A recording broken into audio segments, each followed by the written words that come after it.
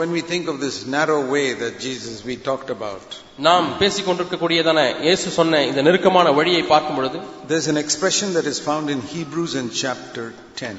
எபிரேயர் 10ஆம் அதிகாரத்திலே ஒரு வாசகம் காணப்படுகிறது, where the narrow way is described like this. அங்கே இந்த நெருக்கமான வழி அல்லது குறுகலான வழி இப்படி விளக்கப்பட்டிருக்கிறது. Hebrews 10 and verse 19. எபிரேயர் 10ஆம் அதிகாரம் 19ஆம் வசனம். In the book of Hebrews, the Holy Spirit is using the example of the Old Testament tabernacle. எபிரேய புத்தகத்திலே அல்லது எபிரேய நிருபத்திலே பழைய ஏற்பாட்டினுடைய ஆசரிப்பு கூடார மாதிரிகளை எல்லாம் விளக்கி காண்பிக்கிறார். And in the Old Testament tabernacle there were 3 parts. பழைய ஏற்பாட்டிலே இருந்ததான அந்த ஆசரிப்பு கூடாரத்திலே 3 பகுதிகள் இருந்தது. One was the big compound which was called a court.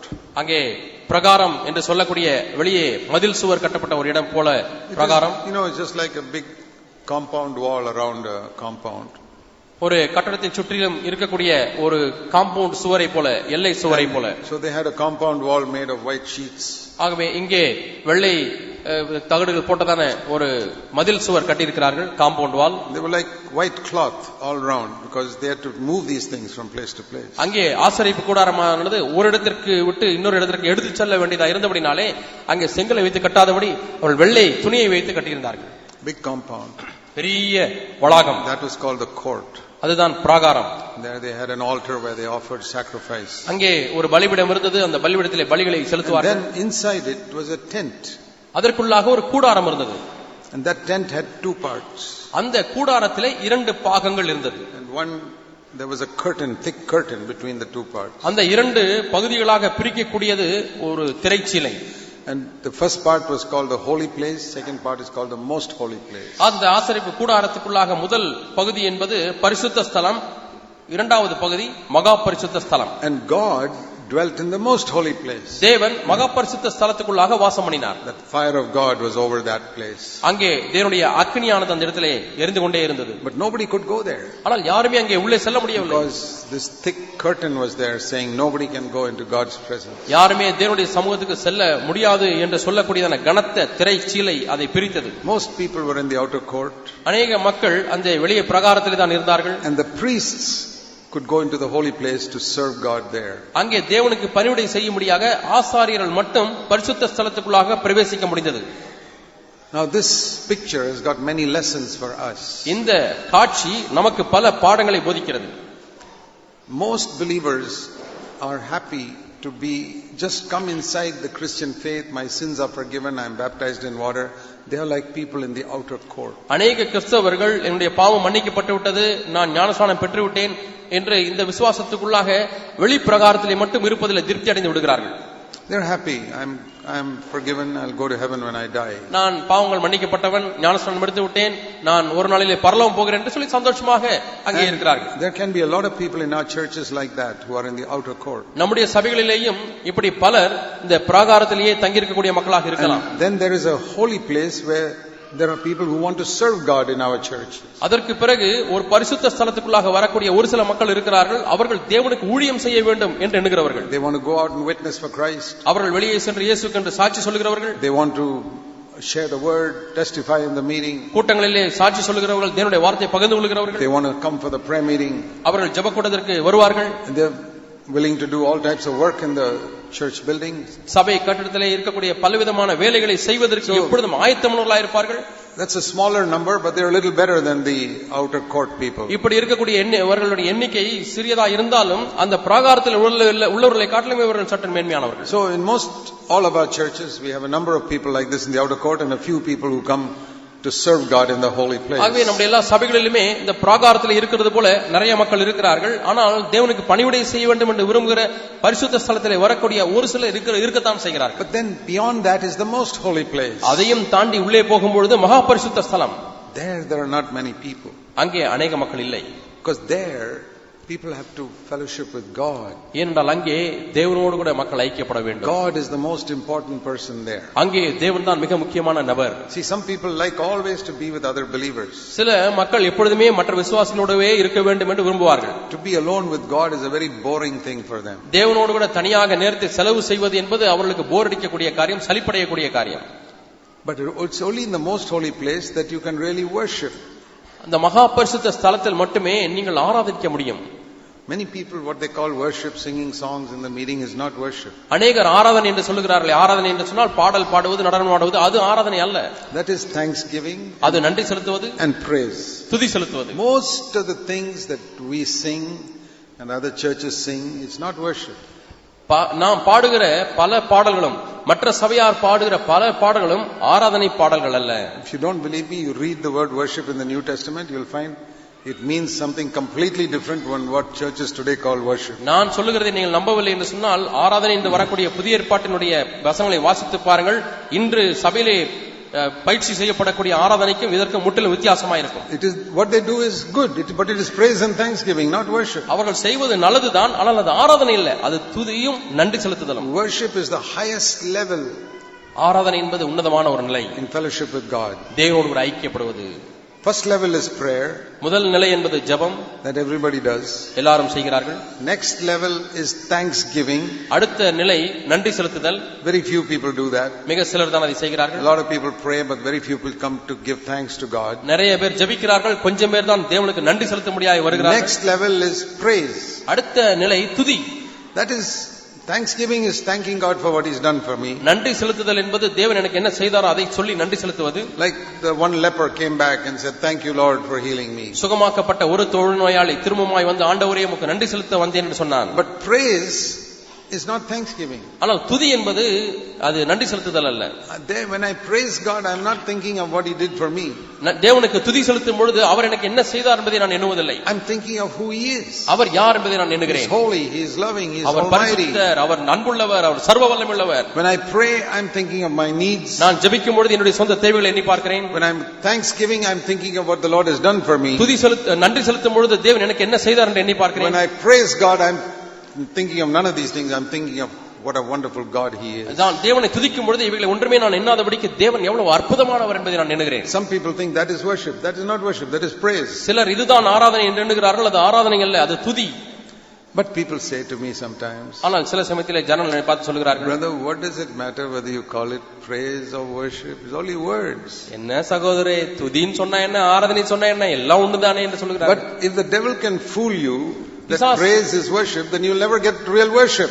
பிசாசு உங்களை துதிதான் ஆராதனை என்று சொல்லி உங்களை ஏமாற்றி விட்டால் ஒரு காலம் நீங்கள் ஆராதனைக்குள்ளாய் வரமாட்டீர்கள். Because there are 4 levels. என்ன 4 நிலைகள் இருக்கிறது. Prayer, ஜெபம், thanksgiving, நன்றி செலுத்துவது, praise, துதி, worship. ஆராதனை. But if He's taught you praise is worship, then you've missed out on the most important thing. ஆனால் துதிதான் ஆராதனை என்று சொன்னால் நீங்கள் முக்கியமான நிலையை நீங்கள் விட்டுவிட்டீர்கள்.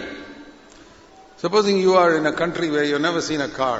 நீங்கள் ஒரு காரையே பார்த்திராத ஒரு நாட்டிலே வாழ்கிறீர்கள் என்று வைத்துக் கொள்வோம். But you heard about cars. Some people have cars. ஆனால் சில மக்கள் கார் வைத்திருக்கிறார்கள் என்று சொல்லி நீங்கள் கேள்விப்படுகிறீர்கள். And so one dealer says, "I'll sell you a car." ஆகவே ஒரு ஏஜென்ட் உங்களுக்கு ஒரு காரை நான் அனுப்புகிறேன் என்று சொல்கிறார். Oh, he says, "Good. How much does it cost?" சரி, அதனுடைய விலை என்ன என்று கேட்கிறீர்கள். Only about 6 lakhs. 6 லட்சம் ரூபாய் மட்டும்தான். And he gives you a bicycle. அவன் உங்களுக்கு ஒரு சைக்கிளை அனுப்புகிறார். So this is a car. இதுதான் கார் என்று சொல்கிறார். And he collects 6 lakhs from you. உங்களிடத்திலிருந்து 6 லட்சம் ரூபாய் வாங்கி விட்டார். And you ride the bicycle and say, "I've got a car." நீங்கள் சைக்கிளை மதித்து ஓட்டுகிறீர்கள், எனக்கு கார் வாங்கி விட்டேன் என்று எல்லாருக்கும் சொல்லுகிறீர்கள். And you say, "What does it matter? Names don't matter whether you call it bicycle or car." என்ன சகோதரே, பேரெல்லாம் ஒன்றும் பிரச்சனை இல்லை, அது கார்னு சொன்னா என்ன, சைக்கிள் சொன்ன மிதிவண்டி என்று சொன்னால் என்ன, எல்லாம் ஒன்றுதான். He has fooled you. அவன் உங்களை ஏமாற்றி விட்டான். He's given you a bicycle and called it a car. உங்களுக்கு ஒரு சைக்கிளை மிதிவண்டியை கொடுத்து விட்டு அதை கார் என்று சொல்லுகிறார். So if you call praise worship, you missed out on the real thing. அதே போல நீங்கள் துதிதான் ஆராதனை என்று சொல்லிவிட்டால் நீங்கள் முக்கியமானதை நீங்கள் இழந்து விட்டீர்கள். For many years I did not know the difference between these 4 things I told you. நான் இப்பொழுது வித்தியாசம் 3:25. This is one of the clearest verses that shows us what worship really is. உண்மையாலுமே ஆராதனை என்றால் என்ன என்பதை சொல்வதற்கு மிகவும் தெளிவான ஒரு வசனம் இருக்கிறது என்று சொன்னால் இந்த வசனம் தான். It's amazing that this Old Testament man Asaph could say that. Asaph என்கிறதான பழைய ஏற்பாட்டு மனிதர் இப்படி சொல்லுவது என்பது வியப்பாக இருக்கிறது. See what he says in Psalm 73:25. சங்கீதம் 73:25 அவர் என்ன சொல்கிறார் என்று பாருங்கள். Whom have I in heaven but thee? பரலோகத்திலே உம்மை அல்லாமல் எனக்கு யார் உண்டு? There is no one on earth I desire beside thee. பூலோகத்திலே உம்மை தவிர எனக்கு வேற விருப்பமில்லை. This is a worshipper. இவர்தான் Who ஆராதிக்கிறவர். can bow down before Jesus இயேசுக்கு முன்பாக வணங்கி and say, "Lord Jesus, ஆண்டவராகிய இயேசுவே, I don't want anything on earth but you." ஆண்டவரே, பூமியிலே உம்மை தவிர வேற ஒன்றும் வேண்டாம். Nothing. ஒன்றும் வேண்டாம் ஆண்டவரே. Nothing is important for me on earth, only you. ஆண்டவரே நீர் மட்டுமே எனக்கு போதும், முக்கியமானவர். வேற எந்த ஒரு காரியம் எனக்கு You முக்கியமானது can அல்ல. take away everything from my life. ஆண்டவரே என்னுடைய வாழ்க்கையில் எல்லாவற்றையும் நீர் You எடுத்துக்கொள்ளலாம். can take away my health, என்னுடைய ஆரோக்கியத்தை எடுத்துக்கொள்ளலாம், my money, என்னுடைய பணம், my family, குடும்பம், my job. என்னுடைய வேலை. If I have you, that is enough. நீர் மட்டும் எனக்கு இருந்தால் அது போதும். It's wonderful if you can say that when you're young. நீங்கள் வாலிபனாய் இருக்கும் பொழுது நீங்கள் சொல்லுவது மிகவும் அற்புதமானது. Lord Jesus, I only want you. வாலிபனாய் இருக்கும் பொழுது ஆண்டவராகிய இயேசுவே நீர் மட்டும் எனக்கு போதும். He may give you a husband or a wife, that is up to him. அவர் உங்களுக்கு ஒரு கணவனையோ ஒரு மனைவியோ கொடுப்பார், அது அவருடைய காரியம். But you say, Lord, I only want, I'm happy even if I don't have all that. ஆண்டவர் எனக்கு இவைகள் எல்லாம் இல்லாவிட்டாலும் ஆண்டவர் நான் சந்தோஷமா இருக்கிறேன். That is what changed my life as a young man. நான் வாலிபனாய் இருந்த பொழுது இதுதான் என் வாழ்க்கையை மாற்றியது. I said, Lord, I only want you. I want to be a worshipper in my life. ஆண்டவரே நீர் மட்டும் எனக்கு போதும், நான் என்னுடைய வாழ்க்கையில ஆராதிக்கிறவனா இருக்க I வேண்டும். want to urge all of you, seek to be a worshipper. Get alone with God and spend time with Him. தேவனோடு கூட தனியாக நீங்கள் சென்று தேவனோடு கூட நேரம் செலவு செய்கிற ஒரு ஆராதிக்கிறவரா நீங்கள் இருக்க வேண்டும் என்று வருந்தி Very கேட்கிறேன். often when we spend time with believers, it's good if you're talking about God's word. அநேக சமயத்தில் விசுவாசிகளோடு கூட நேரத்தை செலவிடுவது நல்லது, அதுவும் நீங்கள் தேவனுடைய வார்த்தையை பேசிக் கொண்டிருந்தால் But if நல்லது. you're sitting around gossiping about people, it's ஆனால் better to get out of there and go alone with God. ஆனால் நீங்கள் உட்கார்ந்து கொண்டு மற்ற மக்களை பற்றி புறங்கூறி பேசிக் கொண்டிருப்பீர்கள் என்று சொன்னால் அந்த இடத்தை விட்டு நீங்கள் உடனே புறப்பட்டு போவது நல்லது. போய் தேவனோடு கூட ஐக்கியப்படுங்கள். So many believers, when they come together, they're not talking about God's word. They're talking about people and this and that and so many things. அநேக விசுவாசிகள் ஒன்றாக கூடி வரும்பொழுது அவர்கள் தேவனுடைய வார்த்தையை குறித்து பேசுவதில்லை, அவர்கள் அதையும் இதையும் அவர்களை பற்றி இவர்களை பற்றி பேசிக் கொண்டிருக்கிறார்கள். Get away from such groups. அப்படிப்பட்ட குழுவிலிருந்து விலகி ஓடுங்கள். Get alone with God. தேவனோடு கூட தனியாக Be a செல்லுங்கள். worshipper. ஆராதிக்கிறவனாய் Your இருங்கள். whole life and ministry will change if you become a worshipper. நீங்கள் மட்டும் ஆராதிக்கிறவராய் மாறிவிட்டால் உங்களுடைய முழு வாழ்க்கையும் முழு ஊழியமும் So மாறிவிடும். that happens in the most holy place. இது மகா பரிசுத்த ஸ்தலத்துக்குள்ள So we நடக்கிறது. need to know how to get into the most holy place where only God is there. தேவன் மட்டுமே இருக்கக்கூடிய அந்த மகா பரிசுத்த ஸ்தலத்துக்குள்ளாக எப்படி பிரவேசிப்பது என்பதை நீங்கள் அறிந்திருக்க In the வேண்டும். outer court there are many believers. வெளிப்பிரகாரத்திலே அநேக விசுவாசிகள் இருக்கிறார்கள். Some people like to be there, always with many believers. அநேக மக்கள் சில மக்கள் எப்பொழுதுமே விசுவாசிகளோடவே இருந்து சுற்றி கொண்டே இருக்க வேண்டும் என்று எண்ணுகிறார்கள். Holy place, there are people who are serving God. Some people like to be with people who are active in serving God. அந்த பரிசுத்த ஸ்தலத்திலே தேவனுக்கு பணிவிடை செய்யக்கூடிய மக்கள், சில மக்கள் தேவனுக்கு ஊழியம் செய்ய காரியங்களை செய்ய விரும்புகிறார்கள்.